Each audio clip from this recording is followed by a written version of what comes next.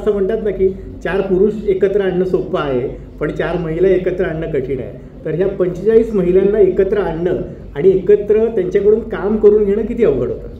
नक्की तुम्ही वेळ कसा काढता? सगळ्या गृहिणी आहेत, काही जणी काम करतात, नोकरी करतात, व्यवसाय करतात, पण आवड असली की सवड ही मिळतेच, हे सगळ्यात महत्त्वाचं. आम्हाला आवड होती, त्याचबरोबर छत्रपती शिवाजी महाराजांप्रती जो आमचा आदर आहे, जी आमची भावना आहे, ती आम्हाला व्यक्त करण्यासाठी सरांनी हे व्यासपीठ मिळवून दिलं, हा रंगमंच मिळवून दिला. 45 महिला पुरुष पात्र साकारतायत. मग छत्रपती शिवाजी महाराज महिला आहेत, अफजल खान देखील महिलाच आहेत, कान्होजी जेधे देखील महिलाच आहेत.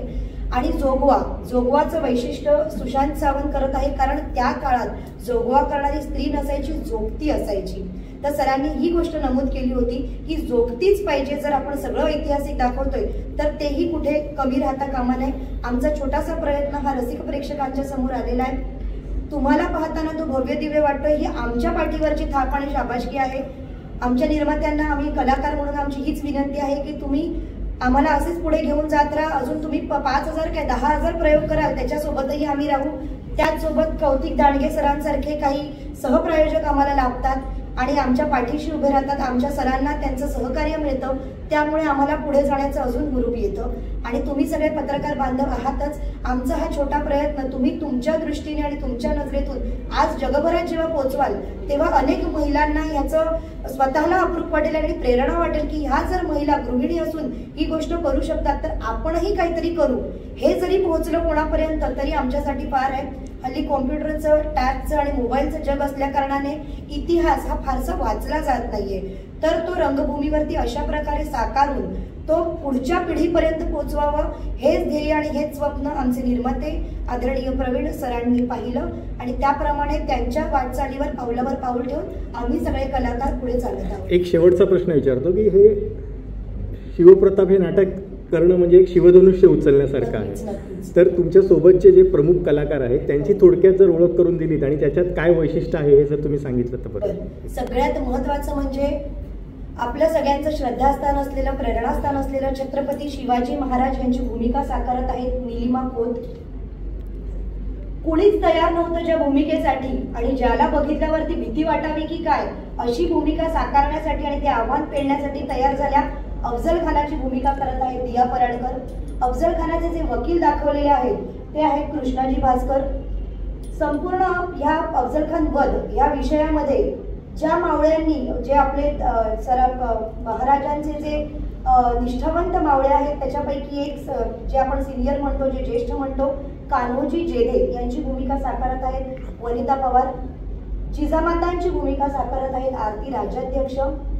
जोगवा आणि वासुदेव साकारत आहे सुशांत सावंत. आणि मला आपण दुहेरी भूमिकेत पाहू शकता. याच्या अगोदर आपण बडी बेगम पाहिलं आणि आता आपण पाहत आहात महाराजांची वकील गोपीनाथ पंत येशूरकर. शेवटी प्रेक्षकांना काय आवाहन कराल हे नाटक बघण्यासाठी? प्रेक्षकांना हेच आवाहन करू की आपण इतिहास जो वाचलेला आहे त्या इतिहासामध्ये एक छोटंसं वैशिष्ट्य फक्त तुम्हाला सांगू इच्छिते. आजपर्यंत आपण मावळ्यांचा इतिहास पाहिला, महाराजांच्या सोबत मावळे कसे लढले, कोणते गड सर करण्यामध्ये मावळ्यांनी काय केलं. पण ह्या नाटकामध्ये एक वैशिष्ट्य आहे. अफजल खानाला वाईपासून जावळीपासून प्रतापगडी आणण्याचं जे महत्वाचं काम होतं ते महाराजांचं वकील गोपीनाथ पंत कुलकर्णींनी केलं. हे कोणत्याही इतिहासामध्ये नमूद नाहीये. तर दोन्ही बाजूचे जे वकील होते त्यांची मुख्य भूमिका काय, शक्ती बरोबर युक्ती महत्वाची जे महाराज म्हणतात. तर शक्ती तर आपण प्रत्येक सिनेमांमध्ये, नाटकांमध्ये पाहिली, पण युक्ती कुठे पाहिली नाही. ह्या नाटकात वैशिष्ट्य तेच आहे की ती युक्ती दाखवण्याचा आम्ही आमच्या परीने प्रयत्न केलेला आहे. म्हणून आम्ही आवाहन करतो की हा देखील इतिहास आहे. हा जो तुम्ही येऊन पहा तेव्हा तुम्हाला पूर्ण इतिहासाची ओळख होईल आणि आपल्या पुढच्या पिढीला हा खरा इतिहास आहे तो समोर समजेल. एक सरांकडे एक शेवटचा प्रश्न की जेव्हा नाटकाची सुरुवात होत होती तेव्हा सगळ्यांनी तुमचा सत्कार केला आणि तुमची एवी आम्ही पाहिली.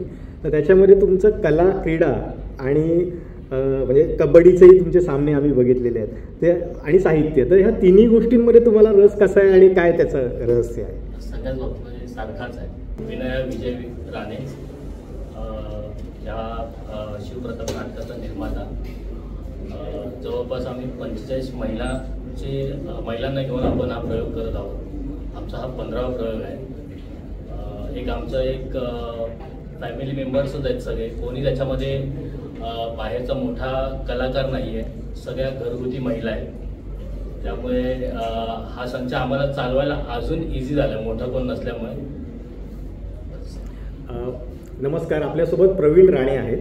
त्यांनी शिवप्रताप या नावाचं ऐतिहासिक नाटक प्रोड्यूस केलेलं आहे, निर्मित केलेलं आहे. आणि या नाटकाची खासियत अशी आहे की या नाटकामध्ये 45 कलाकार आहेत आणि त्या सर्व कलाकार हे स्त्री पात्र आहेत. 45 महिलांनी मिळून केलेलं हे नाटक आहे. तर हे किती सोपं होतं किंवा किती अवघड होतं. एकत्र असं म्हणतात ना की 4 पुरुष एकत्र आणणं सोपं आहे, पण 4 महिला एकत्र आणणं कठीण आहे. तर ह्या 45 महिलांना एकत्र आणणं आणि एकत्र त्यांच्याकडून काम करून घेणं किती अवघड होतं. अवघड तर अजिबातच नव्हतं, कारण फॅमिली म्हटल्यावरती या सगळ्यांनी एकमेकांना म्हणजे बहिणींसारखं सांभाळून, एकमेकांना सहकार्य करून, घरातलं जे काय असेल ते सगळं विसरून यांनी सगळ्यांनी एकत्र येऊन आम्हाला जेवढी साथ दिली आहे, तेवढाच या संचालय पुढे आणण्यामध्ये त्यांनी त्याच पद्धतीमध्ये आम्हाला साथ दिली आहे. यातले सर्व कलाकार आणि तुम्ही देखील गिरणगावातून येता, लालबाग परळ या विभागातून येता. आणि या नाटकाची जी भाषा आहे किंवा या नाटकाची संहिता आहे ही ऐतिहासिक पद्धतीची आहे. तर एखादं दिवाणखान्यातलं नाटक करणं थोडं सोपं असतं. तर मग ह्या नाटकासाठी काय मेहनत अधिक घ्यावी लागली. मेहनत तशी घ्यावी लागली नव्हती, कारण आमची ओळखच मला वाटतं यांचा ऑलरेडी एक हौसी रंगमंच म्हणून ह्यांनी दरवर्षी साजरे करतात. त्याच पद्धतीने हे शिवप्रताप नाटक यांनी त्यावेळी सादर केलं. त्यावेळी मला बोलवण्यात आलं श्रुती परब मॅडम यांनी की असं आम्ही एक संच आहे आमचा की आम्ही असं नाटक बसवणार आहोत. तर मी बोललो ठीक आहे, मी एकदा येतो. त्यावेळी मग नाही ऐतिहासिक आहे तर त्यामध्ये तलवारबाजी, लाठीकाठी वगैरे सगळं, तर यासाठी प्रशिक्षण घ्या. पण ज्यावेळी मी स्वतः यामध्ये उतरलो आणि बघितलं की नाही काहीतरी आहे, वेगळं आहे, महिलांना घेऊन, घरगुती महिलांना घेऊन हे लोक त्याप्रमाणे करतायत आणि फुल एकदम म्हणजे बघितलं एकदम एवढं नाही, आता हे आपल्याला कमर्शियलला घेऊन यायचंच आहे. तर तेवढं करत आम्ही आता हा 15वा प्रयोग करत आहोत. यातून वेळ कसा प्रत्येकजण काढतो, कारण नाटकाला वेळ द्यावा लागतो. त्याच्या तालमी असतात, त्यांच्या टेक्निकल रिहर्सल्स असतात किंवा मग नंतर दौरे. तर मग यासाठी ह्या सगळ्या वेळ कशा काढतात. तेच मगाशी म्हटल्याप्रमाणे की फॅमिली असल्यामुळे एकमेकांना समजून कोणाची कशी वेळ भेटेल, काय भेटेल त्या पद्धतीमध्येच आम्ही सगळं प्लॅनिंग करूनच पुढे चालू. आणि याचे आता पुढे कसे प्रयोग करायची तुमची इच्छा आहे आणि कुठे कुठे दौरे तुम्ही महाराष्ट्रात करणार आहात. आता महाराष्ट्रभर फिरायचंच आहे आमचं. परत जुलै आणि ऑगस्टमध्ये आमचं आउट ऑफ इंडियाला पण जायचं प्लॅनिंग आहेच. त्याबरोबर महाराष्ट्र तर पूर्ण पिंजून काढायचंच आपल्याला आणि त्याबरोबर तुम्ही सगळे सोबत असालच आमच्याबरोबर. बघू आता कुठपर्यंत जातो आहे, 1000-5000 पर्यंत पोहोचायचंच आपल्याला.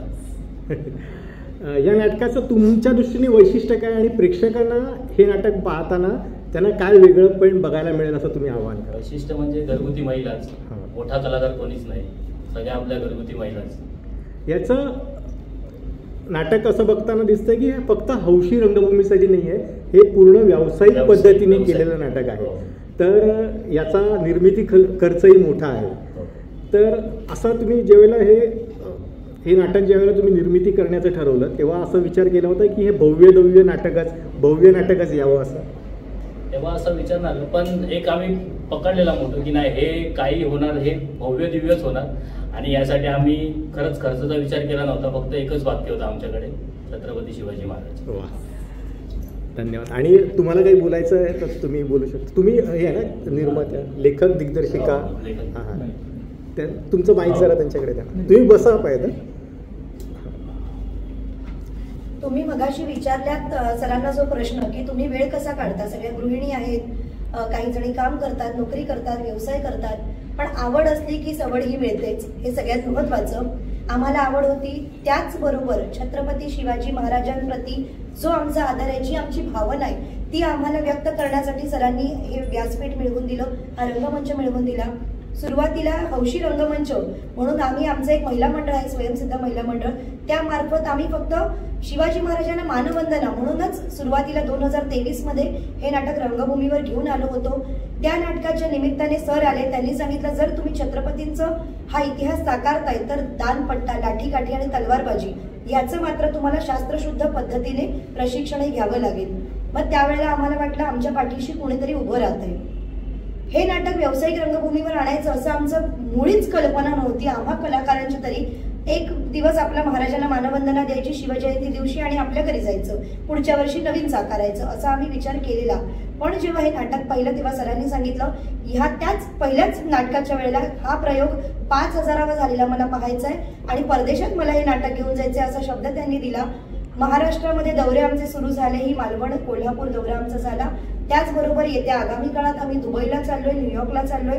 त्या दृष्टीने आमची पुढची तयारी झाली. तुम्ही खासियत विचारली तर खासियत हीच आहे